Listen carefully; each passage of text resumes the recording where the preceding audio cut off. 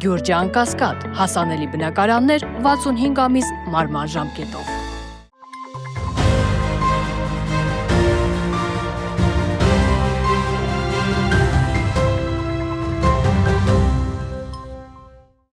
Բարև ձեզ, այսօր Փաստ Ինֆոյի հյուրը քաղտեխնոլոգ Արմեն Բադալյանն է։ Բարև ձեզ, պարոն Բադալյան։ Շնորհակալ եմ հրավերն ընդունելու համար։ Պարոն Բադալյան, Հայաստանում արդեն քարոզարշավը պաշտոնապես մեկնարկել է։ Ձեր գնահատականը ինչպես է քարոզարշավը ընթանում, ինչ հնարավոր կանխատեսումներ կան ելքերի մասով։ Ելքերի մասով հնարավոր կանխատեսումները նշելու համար պետք է նշենք, որ ի տարբերություն նախորդ 35 տարվա ընթացքում Հայաստանում տեղ ունեցած խորհրդարանական, նախագահական եւ նաեւ Երևանի ավականում, որտեղ Երևանի ավականին ոնց որ Հայաստանի կեսն էր, կարելի է համարել համապետական ընտրություն։ Ահա այս համապետական ընտրություններից էականորեն տարբերվում է շատ կարևոր սկզբունքով։ Այս ընտրություններին արտաքին քաղաքական միջամտությունը հասցված է գերիշխող է, ոչ թե հասցված է ամենաբարձր մակարդակի գերիշխող է եւ սա հայ ժողովրդի համար կարող ենք ասել դա սարդարապետի ճակատամարտ է, որովհետև ընտրությունները կանխորոշելու են Հայաստանի առաջիկա 100 տարվա զարգացման կամ գոյատևումը կամ ընդհանրապես վերացումը որպես պետականություն, որտեղ այդ ընթացքի վրա է։ Մի կողմից կանգնած են արևմտյան կոնգլոմերատը, Եվրոմիություն, Թուրքիա, Միացյալ Նահանգներ, Բրիտանիա, երբ որ ասում ենք Թուրքիա, Ադրբեջանը իր հետ է, որտեղ Ադրբեջանը ինքնուրույն որպես փաստ գոյություն չունի գործոն։ Մի կողմում այդ ուժն է, որը ամեն ինչով աջակցում է իշխող քաղաքական ուժին եւ իր նպատակն է ամեն դեպքում հունիսի 7-ին հասնել այս ուժի վերարտադրմանը, որից հետո Հայաստանը կսկսի ռուսական գործոնի, ռազմաքաղաքական գործոնի վերացում։ Փաստացի ուղղակի գործոնի վերացում, դա այսինքն հասկանում ենք որպես սահմանապահների հանում, ռազմական բազայի դուրս բերում, երկաթգծի կոնցեսիայի Ռուսաստանից վերցվում, Գազպրոմ Արմենիայի կոնցեսիա չէ, ասենք սեփականության վերցվում, որից հետո արդեն ռուսական գործոնը ստեղ չի լինելու, առանց ռուսական գործոնի դժվար կլինի Իրանին, հա, կամ Իրանը ժամանակ պետք է փորձի Հայաստանը սարքել պրոքսի իրանական պետություն, եթե չստացվի, Հայաստանը ստում է Թուրքիայի ըսկողության տակ,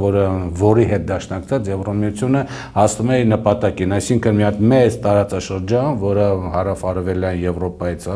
ընդդեմ Մոլդովա, Ռումինիա, Բուլղարիայից, Հարավային Կովկաս, մինչև Կենտրոնական Ասիա վերցնում է իր հսկողության տակ ընդդեմ Ռուսաստանի եւ ընդդեմ Իրանի։ Այսինքն եւ հայկական տարածքն էլ վերածվում է գլոբալիստական մի տարածքի եւ հաջորդ ընտրություններին 31 թվականին արդեն Բրյուսելը ինքը ստեղ կնշանակի ղեկավարներ, հիմա ում կնշանակի Հայաստանից թե Փարիզից գբերի նշանակություն չունի, այսինքն հայկական գործոնը որպես այդպես կմնա զուտ ազգանունով, այ յաներ երկիր, որտեղ յան ազգանով մարդիկ են ապրում, բայց հայկական որպես գոյություն չկա, իսկ ազգայնականությունը այստեղ կդիտվի մարգինալություն եւ որովհետեւ ասենք զարգացում չկա։ Մյուս կողմը դա ռուսական կողմն է, իրանական կողմն է, որտեղ այդ մեծ տարածքը առաջին հերթին Ռուսաստանի դեմ օգտագործվելու, նաև Իրանի դեմ օգտագործելու, դրա իրանց համար էլ սա Ստալինգրադյան ճակատամարտ է, որտեղ եթե ռուսական կողմը ստից սպառվում է, ինքը հեռանում է միգուցե մի 100 տարով կամ ընդհանրապես հեռանում է Հարավային Կովկասից, դրանից բխող բոլոր հետևանքներով ազդեցության կորուստ, Հարավային Կովկաս, Կենտրոնական Ասիա, հյուսիս-հարավ ճանապարհի փակումը եւ բազմաթիվ այլ խնդիրներ։ Դրա համար մեր համար իհարկե այդ տարածքում, այսինքն ռուս-իրանական դաշնակցային տարածքում էլ այս պետությունը գոնե ազգային իր էությունը ոգին կպայի, ինչը հնարավորություն կտա հետագան, ասենք, որոշակի զարգացումներ ունենալ, իսկ հետագան կարող է շատ կարճաժամկետ ընթացքում դա տեղի ունենալ։ Դրա համար հունիսի 7-ը դա մեր համար սարդարապատ է, Ռուսաստանի համար Ստալինգրադյան ճակատամարտ, իրանական կողմը ճիշտ ասած չգիտեմ, իրանց համար այդ Ստալին։ Տես մի հատ ճակատամարտը իրանց համարն է, Իրանին չեմ կարող ասել, այդքան բացան ծանոթ չեմ, բայց այս է իրավիճակը։ Դրա համար մի բան պարզենք։ Հայաստանում այս ընտրությունները ասենց թղթով, քվեաթերթիկով ընտրություն չի լինելու, դա դիզայն արտաքին կողմն է լինելու։ Իշխող քաղաքական ուժը ամեն հնարավոր տեխնոլոգիայով փորձելու է վերարտադրվել, որին ռուսական կողմը կամ կփորձի ամեն հնարավոր տեխնոլոգիայով կանխել դա, կամ եթե չհաջողվեց, ինքը ճամփորդներ հավաքում գնում է։ Այս նշանակություն ունի հունիսի 7-ի ընտրությունները։ 2018 թվականից հետո, եթե չեմ սխալվում, ցանկացած ընտրության պարագայում նույն հայտարարությունն է հնչում, որ սա մեզ համար վճռորոշ է, էքզիստենցիալ է եւ այլն։ Չեք կարծում, որ այս բառերը եւ այս գաղափարները գուցե արդեն իրենց սպառազն են։ Հասարակությունը հասկանում է, որ սա վճռորոշ ընտրություն է։ 2018-ից հետո այդպիսի հայտարարություններ չեն եղել, որտեղ 2018 թվականի դեկտեմբերի ընտրություններին Արևմուտքը Ռուսաստանը սկսեց միջամտություն չեն ունեցել, սա մեկ, Արցախը եղել է Հայաստան, 21 թվականին Արցախը նույնպես ինչ որ չափով էլի, ճիշտ է, արդեն մասնակի կորուստով, բայց այնուամենայնիվ հայկական տարր կար եւ դա չէր ընկա եւ դա էքզիստենցիալ կամ գոյաբանական խնդիր չէր հայ ժողովրդի համար, դա շուտ նախկիններ ներկաներ այդ հարաբերություններն են, որ դրեցին ուրեմն ընտրական գործընթացով եւ Արևմուտքը ճիշտ է աջակցում էր, չենք ասի, այս աշճան աջակցում էր կամ կարող ասել տակից ինչ որ ունեն հոգեբանական այս աստիճանի վեկտորային տարբերություններ, երբ որ Հայաստանը 180 աշճանի տարբեր զարգացում կունենա ոչ 2018 թվականից հետո, ոչ 2018 թվականից առաջ չէր բանդ չի ունեցել։ Անկամ եթե վերցնենք 2000, ասենք 2003 թվականի նախագահական ընտրությունները, որտեղ Ռոբերտ Քոչարյանն եւ Ստեփան Դեմիրճյանն, եթե անգամ Ստեփան Դեմիրճյանը գար իշխանության, ասենք նախագահական ընտրությունում ինչ որ մի ձևի, սա Ռուսաստանի համար ինչ որ Ստալինգրադյան ճակատամարտ անմիջապես լեզու կգտնեն Ստեփան Դեմիրճյանին եւ նորմալ կաշխատեն, խնդիր չի։ Ռուսաստանի համար սա Ստալինգրադ չի եղել եւ 18 եւ 21 թվականի ընտրությունների ժամանակ էլ Արևմուտքը դեռևս այս տոտալ չէր վերահսկում արդեն նախ Հայաստանի իշխանություններին եւ բացի դրանից իր ազդեցությունը կենտրոնական Ասիայում չէր ասեմ մաքսիմալիստական, ինչպես նաեւ Թուրքիան ամբողջ Ադրբեջանը ամբողջովին չէր վերածվել Թուրքիայի ասենք պրոքսի պետության Թուրքիայի մասի Ուղղակի Ադրբեջանը պետք է հասկանանք, որպես պետություն ինքը գոյություն չունի, կա Թուրքիա շարունակություն Հարավային Կովկասում, այս աստիճանի չէր եղել։ Հիմա այս աստիճանն է, դրա համար հիմա խաղադրույքը շատ բարձր է, թե Արևմուտքի համար, թե Ռուսաստանի համար, համեմատել չի կարելի, պետք չի։ Արևմտյան միջամտության մասով կարծեք թե ամեն ինչ բարձ է, վերջին շրջանում քննարկումները դրա վերաբերյալ շատ են։ Ռուսաստանը ձեր դիտարկմամբ ինչպես է պատրաստվում օրինակ ներգործել կամ միջամտել ընտրությունների հնարավոր ելքերի վրա այն դեպքում, երբ որ ռուսական կողմից էլ հնչում են հայտարարություններ, որ Ռուսաստանը երբեք չի խառնվում այլ պետությունների ներքին գործերին եւ ընտրություններին։ Դե բնականաբար Արևմուտքն ասում, մենք չենք խառնվում։ Ուղղակի արագ արձագանքման հիբրիդային խումբ է ուղարկում եւ եթե նկատել եք դա 2 տարով է առնվազն, չնայած ընտրությունները հա մի 20 օրից են եւ մի ամիս էլ ընտրությունից հետո, բայց ինչի 2 ամսափոխան 2 տարով է ուղարկում, որպեսզի նաև պատրաստվի այստեղ տեղեկատվական դաշտը վերահսկի, որ այստեղ ռուսական գործողին չեզոքացումը բնակչության վրա, ասենք, այդքան ցավագին զուտ տեղեկատվական դաշտի համար անկալելի չլինի։ Ինչ հարաբերում է Ռուսաստանին, հիմա Ռուսաստանն էլ է միշտ ասում, այո, մենք չենք խառնում եւ իրականում ինքը իր մոտ փափուկ ուժի քաղաքականությունը որպես այդպեսին հաջող չի, ինքը չի կարողանում այդ գործընթացը իրականացնել տարբեր պատճառներով իհարկե, բայց Հայաստանի այս գործընթացին ինքը արդեն խառնվում է, որովհետև թե ռուսական հատկապես Եվրոմիության այս քաղաքական համայնքի համաժողովի, ինչպես Հայաստան Եվրոմիություն առաջին գագաթաժողովը, երբ որ նայեք թե ինչպես են ռուսական լրատվամիջոցները ուրեմն դա ներկայացնում, թե առաջին ալիքը, թե RTR-ը խիստ բացասական է ներկայացնում, ավելին Կիրակնորյա այդ հաղորդումը, Դմիտրի Կիսլովի հաղորդումը բացահայտ ներկայացնում էր Հայաստանի վարչապետին այնպես, ինչպես Զելենսկուն է ներկայացնում, բայց մի բան չմոռանանք, որ Հայաստանը ամեն դեպքում այս պայդրության դեռևս ԵԱՏՄ եւ ՀԱԿ պետության ղեկավար է, այսինքն դաշնակից պետության ղեկավար է, բայց դրա նկատմամբ վերաբերմունքը արդեն ինչպես Զելենսկին է,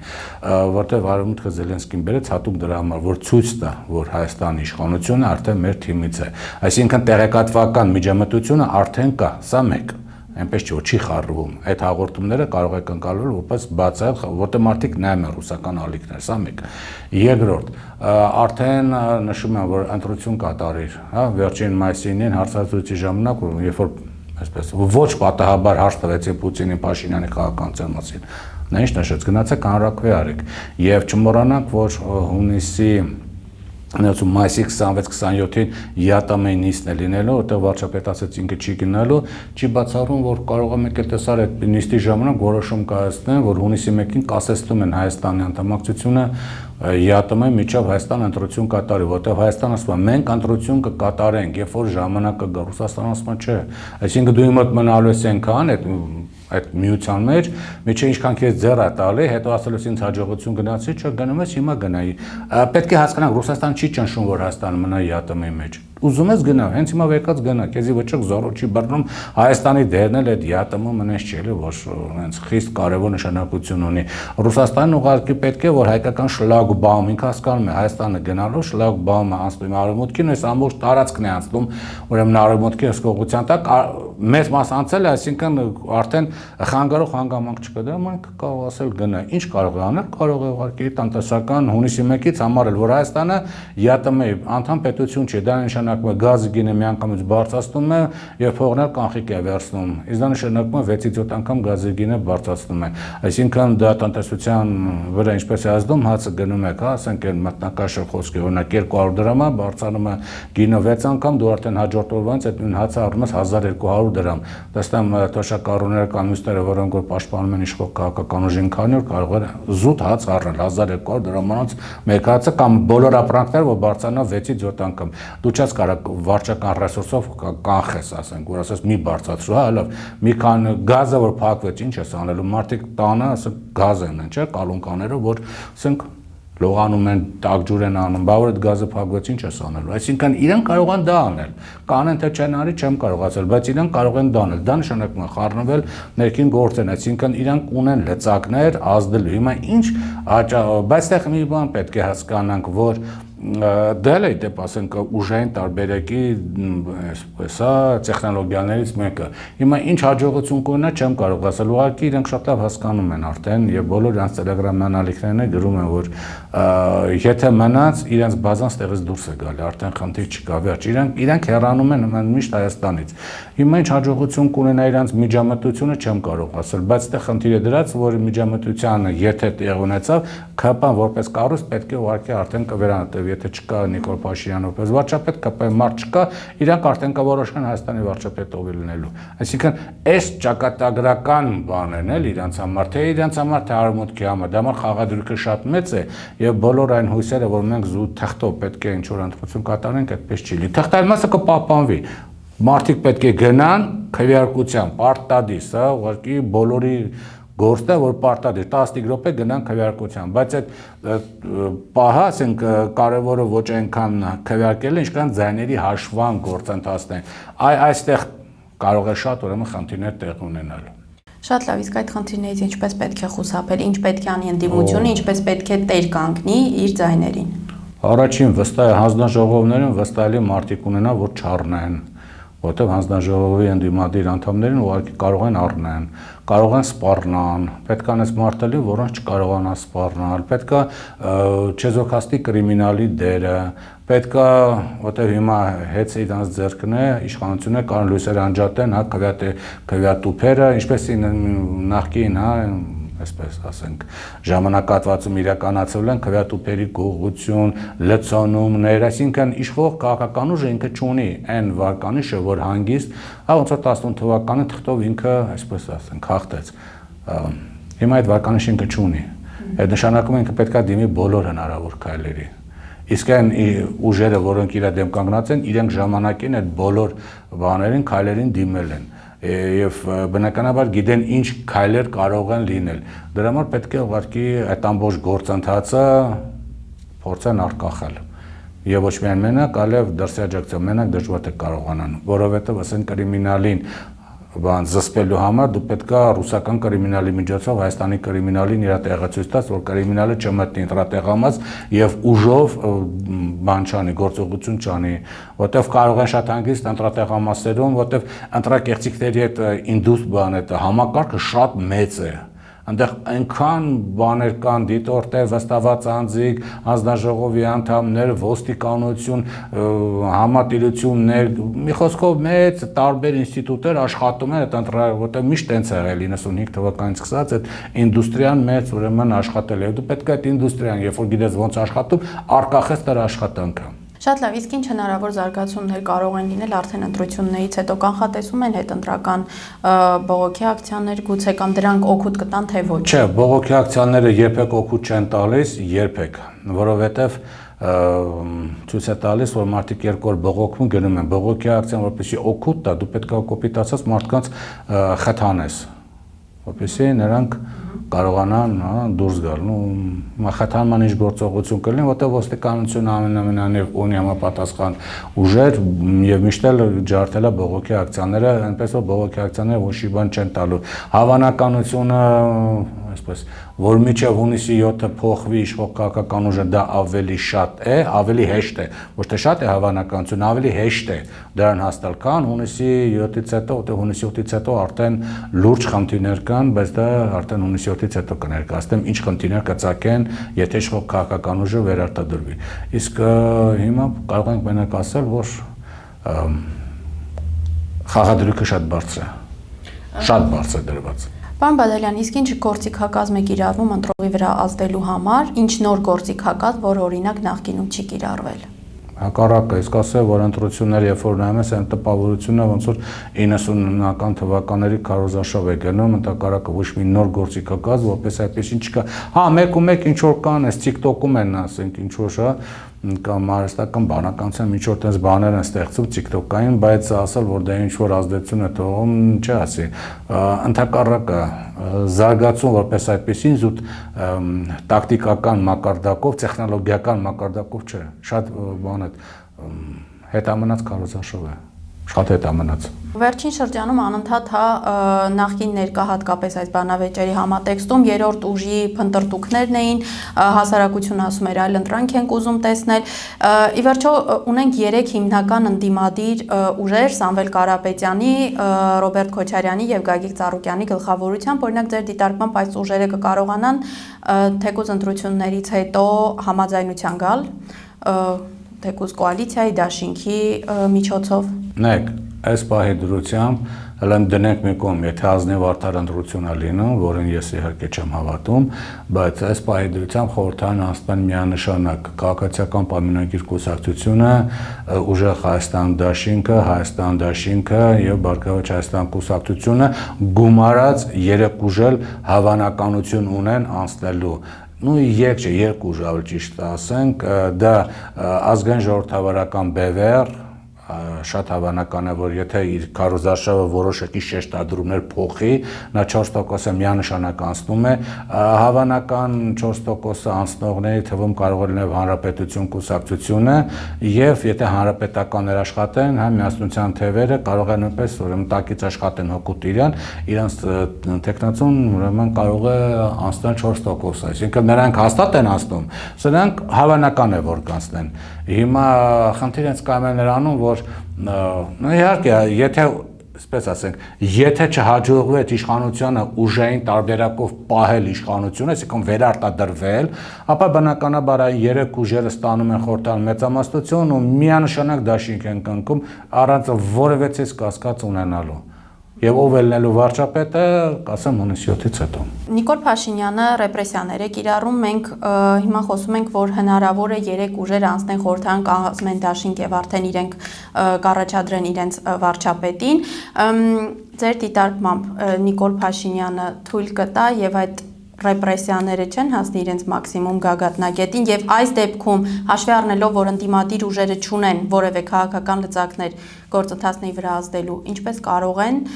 կանխել այս ամենը։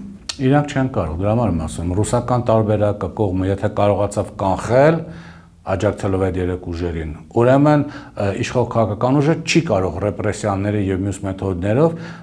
հասնել իր ուզածին, որտեղ միշտ իմացեք, եթե կա ռեպրեսիա, կա նաեւ հակառակ տեխնոլոգիա, ինչպես ռեպրեսիան չեզոքացնել։ Հայաստանը աշխարհում ոչ առաջինն է, ոչ երկրորդ երկիրն է, որ Ամերիկա պիտի հայտնագործի, ամբողջ աշխարհում էլ դա եղել են, կան ռեպրեսիաները կիրառվել եւ գտնվել են տեխնոլոգիաներ ռեպրեսիաները չեզոքացնելու։ Եթե ռուսական կողմին հաջողվեց չեզոքացնել իշխող քաղաքական ուժի ռեպրեսիան այդ մեխանիզմը, ուրեմն ինքը ոչինչի չի կարող հասնել։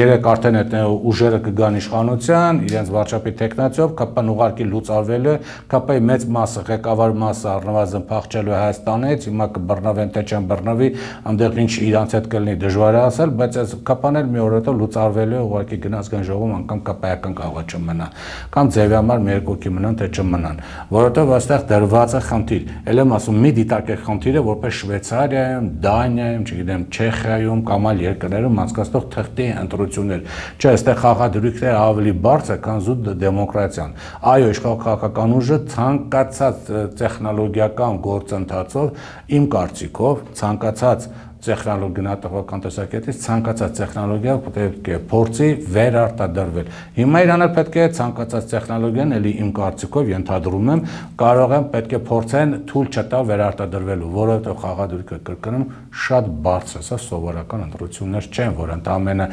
ձախերը գնան, աճերը գան, աճերը գնան, ձախերը գան։ Սա այդ ընտրությունը չի։ Սա աշխարհակահաղական, գեոպոլիտիկ, աշխարհակահաղական մեծ փոփոխությունների ենթադրող հետևանքներ ունեցող ու մոտ 100 տարվա հետևանքներ ունեցող բան է, զարգացումներ են լինելու, սպասվում։ Շատ լավ, շնորհակալ եմ հարցազրույցի համար։ Այսօր իմ հյուրը քաղտեխնոլոգ Արմեն Բադալյանն էր։ Փաստ-ինֆոյի հաղորդումներին արագ հասանելիություն ունենալու համար կարող եք բաժանորդագրվել YouTube-յան մեր ալիքին։ Համախմբենք եւ փրկենք հայրենիքը ներքին ու արտաքին թշնամուց։ Մինչ նոր հանդիպում։